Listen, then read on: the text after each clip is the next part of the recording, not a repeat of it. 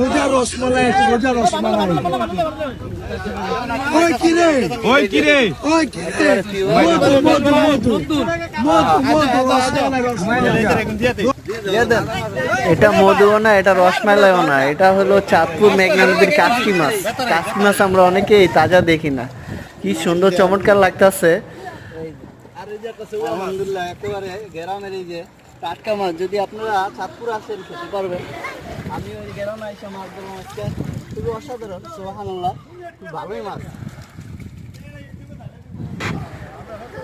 পুরো মাছটা আজকে আমি বাড়িতে নিয়ে যাবো ইনশাল্লাহ। টাটকা মাছ খেতে খুবই স্বাদ লাগে আমার কাছে।